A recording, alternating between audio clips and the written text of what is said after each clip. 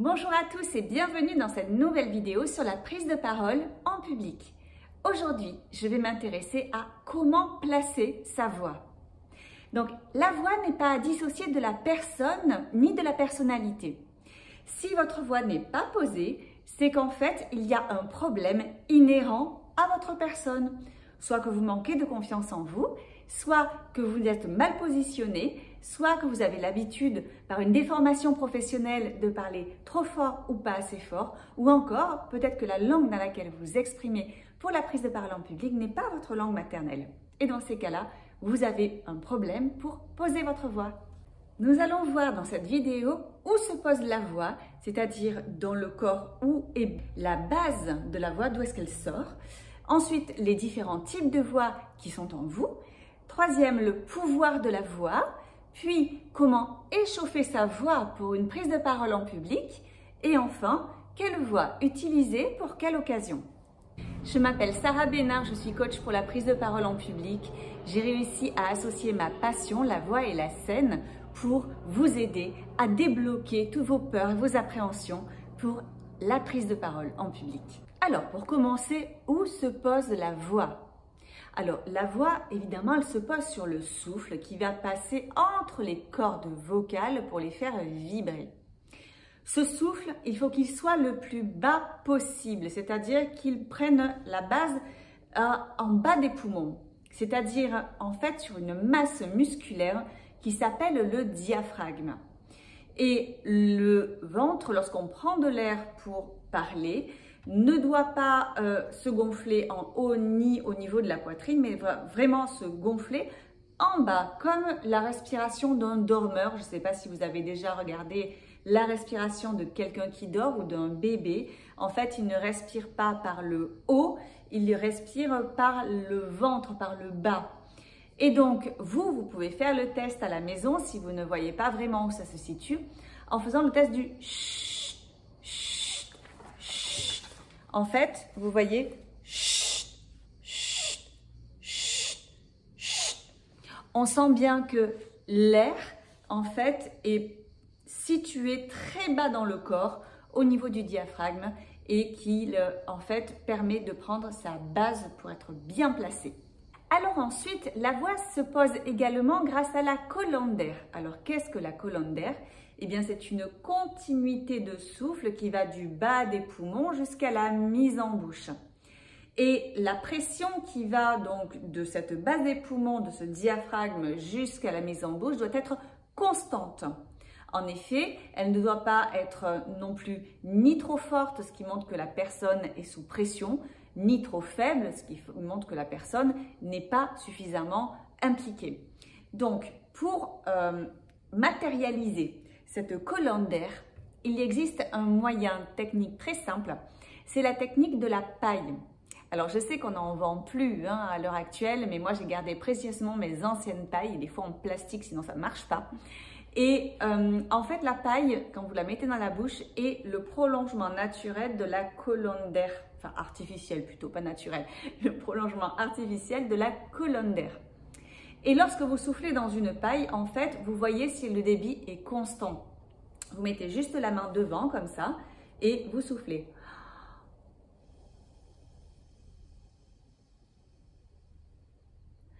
Et là, vous pouvez gérer votre débit d'air dans la paille. Si vous voulez l'entendre, il vous suffit de pincer un petit peu le bout de la paille et vous verrez que si le son est continu.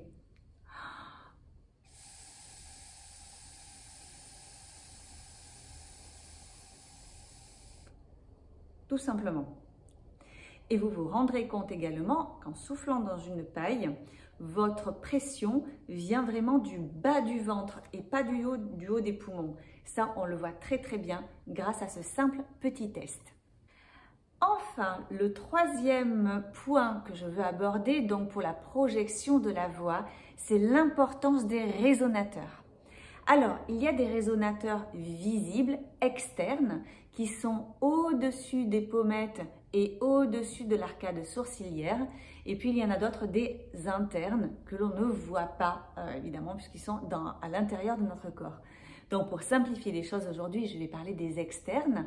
Et pour les ressentir, il vous suffit de faire comme si vous vous régaliez avec quelque chose en mangeant, etc. En faisant Donc, et placez vos mains au-dessus des pommettes et faites donc ce son et vous les sentirez légèrement vibrer. Attention, si vous sentez des picotements dans la gorge, c'est que votre voix n'est pas bien placée. Il faut vraiment que le son se projette dans ces zones-là et qu'il ne reste pas coincé dans la gorge parce que là, vous allez vous faire mal. En deuxième point, je vais évoquer les différents types de voix. Alors, a priori, aucune comparaison possible entre la voix parlée, qui ne demande particulièrement aucun effort parce que son débit reste faible, et la voix chantée, qui demande évidemment une bonne technique des voies respiratoires ainsi que de la projection et l'utilisation des résonateurs. Cependant, un comédien, un professeur, un orateur va utiliser sa voix quasiment autant qu'un chanteur. C'est la raison pour laquelle il va devoir appliquer les techniques respiratoires et de projection de voix du chant et non pas de la voix parlée. Ces techniques vous permettront de préserver la fatigue vocale, de maintenir la qualité de la voix dans la durée, de moduler votre discours à votre convenance et d'accroître votre expressivité. Alors, le premier type de voix dont je veux vous parler, c'est la voix de poitrine. Elle porte bien son nom parce qu'en fait, on la sent vibrer lorsqu'on pose la main ici sur la poitrine. Les hommes l'utilisent fréquemment, notamment les hommes qui ont une voix assez basse. Et ils peuvent l'utiliser pour la prise de parole en public parce que c'est leur voix naturelle. Mais chez les femmes, je vous le déconseille. On l'utilise parfois par facilité lorsque l'on parle, mais ce n'est pas une voix qui va faire transparaître l'émotion ni suffisamment de modulation. Donc pour exemple, voici, c'est la voix que je parle quand je suis ici, donc sur ce registre-là. Vous voyez qu'en fait, c'est pas une voix très belle, très expressive. Le deuxième type de voix est la voix de tête. C'est la voix que l'on entend résonner, donc dans les résonateurs dont je vous ai parlé tout à l'heure, ainsi que dans la tête. Certaines femmes la maîtrisent parfaitement et elle est adaptée à la prise de parole en public pour la raison simple qu'elle ne fatigue pas du tout les cordes vocales. Donc, pour donner un exemple, c'est la voix que j'utilise ici, donc, qui me permet de parler. Alors, elle est un petit peu perchée, mais sur certaines tessitures de voix, donc je reparle normalement, sur certaines tessitures de voix, eh bien, elle est parfaitement adaptée pour la prise de parole en public. Le dernier type de voix, c'est le type de voix dont je me sers pour vous parler à l'heure actuelle. Donc, c'est ce que l'on appelle la voix mixte. Alors, la voix mixte, c'est tout simplement la voix qui permet de faire la transition entre la voix de poitrine de tout à l'heure et la voix de tête dont je vous ai parlé aussi. Et en fait, elle nécessite un petit peu d'entraînement, mais lorsqu'on a compris les différents types de voix et qu'on les a bien localisés dans son corps, eh bien, on est capable de moduler tout ça. Alors, elle est super pratique parce qu'en fait, elle permet de moduler à l'infini les expressions, l'expressivité et l'intensité du discours parce qu'en fait, grâce à cette voix, on va pouvoir aussi parler très faible, mais aussi parler fort. Donc, si je résume, il y a la voix de poitrine qui part de là et qui monte un peu, la voix mixte qui permet de faire le lien et la voix de tête qui est perchée. Abordons maintenant mon troisième point qui est le pouvoir de la voix. Savez-vous que le terme enchanté, qui signifie avoir un pouvoir magique, vient de charmer avec la voix. Étymologiquement, signifie charmer avec le chant, avec la voix. Donc, la voix a un pouvoir magique et elle peut être grave, aiguë, faible, forte. Elle nous permet de relayer le sens des mots et d'avoir un pouvoir grâce à elle. Bien connaître sa voix est un pouvoir considérable dans les métiers de la communication. En effet, on peut jouer avec les mots, les phrases, les intonations et cela nous permet donc d'avoir plus d'impact sur notre public. Alors, je vais vous prononcer une phrase de manière neutre et une phrase grâce au pouvoir de la voix. Donc cette phrase est « Je vais maintenant vous présenter notre meilleure vente de l'année ». Donc là, je l'ai fait avec une voix neutre. Et maintenant, je le fais en modulant ma voix. « Je vais maintenant vous présenter notre meilleure vente de l'année ». Il y a une sacrée différence, n'est-ce pas? Pour anecdote, le passage du cinéma muet au cinéma parlant à la fin des années 20 a été une véritable catastrophe pour un grand nombre d'acteurs. 99% d'entre eux ont dû beaucoup travailler ou à la limite ont été même évincés lorsqu'il a fallu passer au cinéma parlant. Voix nasillarde, défaut d'élocution, défaut de voix parlée et cela a été catastrophique pour leur carrière. Donc, si vous voulez communiquer sur les réseaux, avoir votre propre chaîne YouTube ou encore tout simplement parler directement avec vos clients, veillez à soigner votre voix. Je vais maintenant vous partager 5 petits exercices pour échauffer votre voix lorsque vous devez prendre la parole en public. Alors, le premier exercice, c'est l'exercice de la paille. Je vous en ai parlé tout à l'heure. La paille permet donc de bien placer son souffle et d'aligner sa colonne d'air et de bien prendre donc le souffle dans le bas-ventre. Donc, vous faites simplement, vous soufflez dans la paille et vous vérifiez que le débit est bien constant.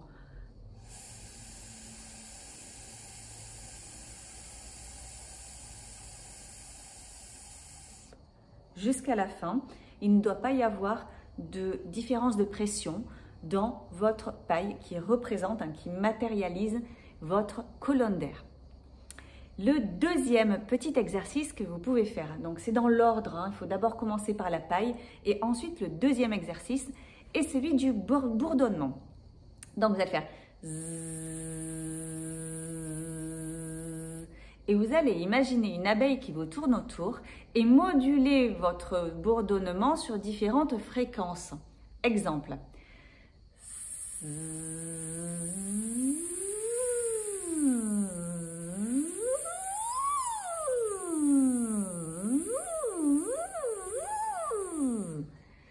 Et donc, cet exercice vous permet d'échauffer vos cordes vocales sans les abîmer. Vous ne pouvez pas vous faire mal aux cordes vocales en faisant ce petit exercice de bourdonnement et il permet justement d'explorer votre tessiture, de voir jusqu'où vous pouvez monter et jusqu'où vous pouvez descendre.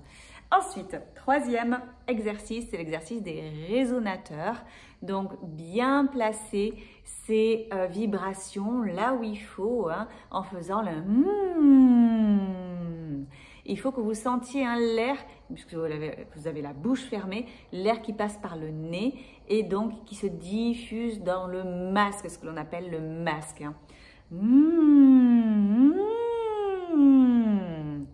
Et donc là, c'est pareil, ça va vous permettre de bien projeter votre voix. Je poursuis avec le quatrième exercice. C'est l'exercice du rire. Donc le rire, c'est pour s'entraîner à un petit peu plus chauffer la voix en puissance. Donc voilà, c'est pour arriver à projeter un petit peu plus de la voix en puissance et dans les aigus si c'est possible. Et dernier exercice, alors là ce sera pour si certains d'entre vous ont parfois de la fatigue vocale, c'est un exercice qui détend les cordes vocales que j'ai appris donc en travaillant pendant plusieurs semaines avec des orthophonistes. Donc c'est l'exercice du ronronnement. Vous imaginez donc un chat qui ronronne et vous faites la même chose avec vos cordes vocales. Fait...